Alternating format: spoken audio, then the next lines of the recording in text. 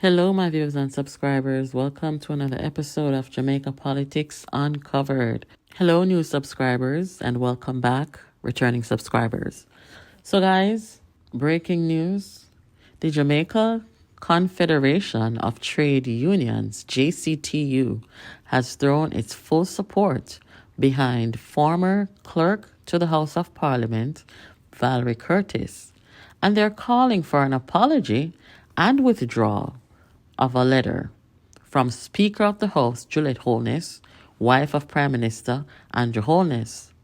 They want her to withdraw the statement and apologize, which she made against Miss Curtis recently, and also disseminated that reprimand to all members of Parliament.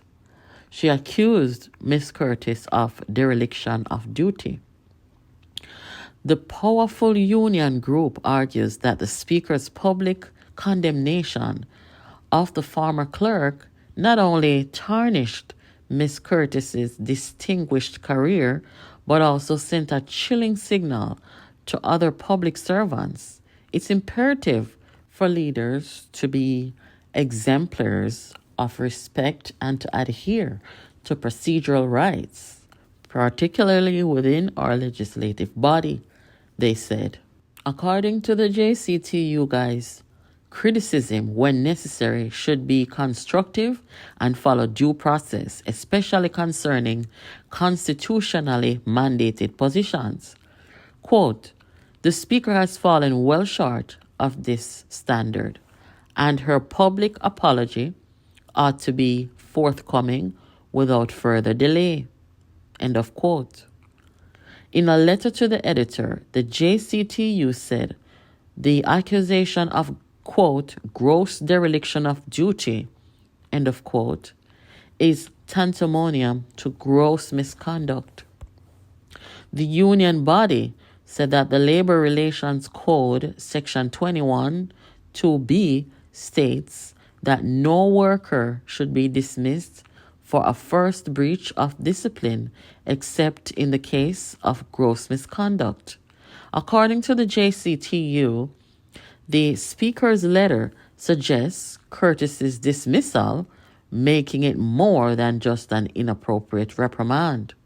The letter issued to the former clerk was sent to 62 lawmakers in the lower house. In its letter to the newspaper, the JCTU says it has waited patiently for a response from numerous commentators denouncing the public scolding by the Speaker to the now retired clerk. It is in this regard, resulting from a board meeting and collective stance on the matter, the JCTU supports Mrs. Curtis's impassioned request for an apology and withdrawal of the letter. The JCTU contends that despite the immaterial point made by the Speaker last Tuesday, that the letter was not placed on Miss Curtis's file, the withdrawal of the letter should be seen as both an apology and a retraction, acknowledging the misstep and restoring dignity to Miss Curtis's name. Quote, the Speaker's letter disregards constitutional separation of powers, violates due process, and contravenes public service regulations, labor relation codes, and established protocols. The unilateral approach taken here undermines fairness and constitutes an abuse of power, the union declares. The JCTU notes that despite widespread calls from trade union leaders, public commentators, the parliamentary opposition, and the civil society urging Holness to retract her letter to the former clerk dated March 22, 2024, and issue a public apology, the Speaker has remained steadfast in her refusal to do so. Quote, this insistence persists despite commendations and tributes from both houses of Parliament, including praise for Ms. Curtis's strong work ethic, organizational skills, attention to detail, and 28 years of commitment to upholding parliamentary ideals. The March 22nd letter from the Speaker accused the former clerk of gross dereliction of duty and bringing Parliament into disrepute. Two extremely grave allegations.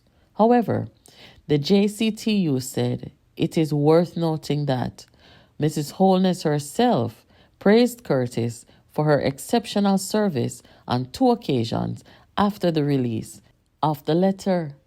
One a week before Curtis's retirement on March 26, 2024, and the other on April 24th, the day Parliament reconvened.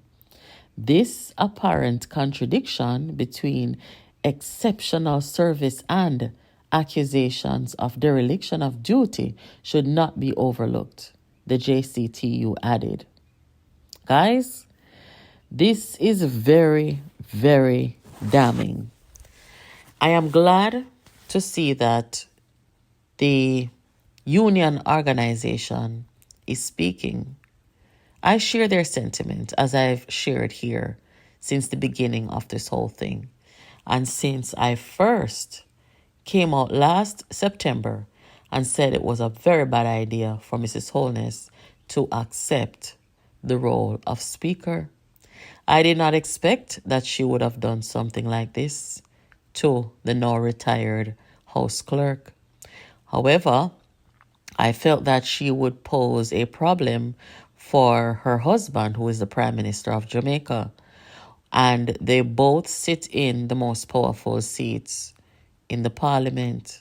So from that perspective, I was saying that it's not a good idea. But I am very strong in support of what the JCTU is saying. There's a lot of contradiction, and if you feel that someone acted inappropriately, like they said, how can you then turn around and praise their work ethic? It's not making sense. And the way in which it was done, the public humiliation of Miss Curtis is extremely inappropriate. Therefore, I am not in support of Mrs. Holness being the Speaker of the House. I don't know why is it that anybody on the government side, whether it be her husband or whether it be parliamentary members on the government side, would see this sort of behavior and say there's nothing wrong with it, or say, yay, let's come together and honor Miss Curtis for her 3 decades of service. No, that should not be overlooked. No one has ever done that to the Clerk of the House.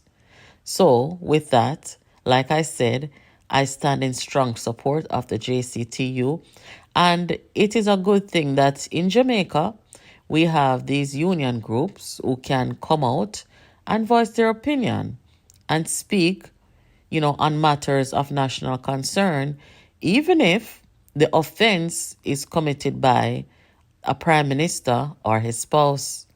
Guys, I don't believe that this should be normalized in Jamaica, where a prime minister is sitting there in the most powerful position and his wife is there as speaker. I do not believe in that, especially a woman who appears mean-spirited and has a complete disregard for the feelings of other people and how you treat people, and this need to publicly shame and humiliate someone is beyond me.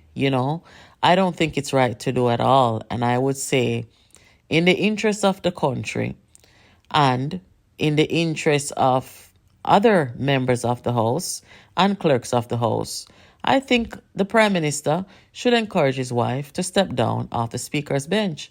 That was my position the very day she was confirmed. The opposition, they went along with it, and now they see. But I am not talking about them or taking what they are saying way late in the game into consideration. I am saying that this was almost inevitable, and I think that Mrs. Holness does not understand that she should not be treating others that way because she sits in one of the most powerful seats in the parliament, and that it reflects very badly on her husband, and that she may be the cause of his next election demise. Keep it locked here, guys. Jamaica Politics Uncovered, where you get the best political news, reviews, and updates.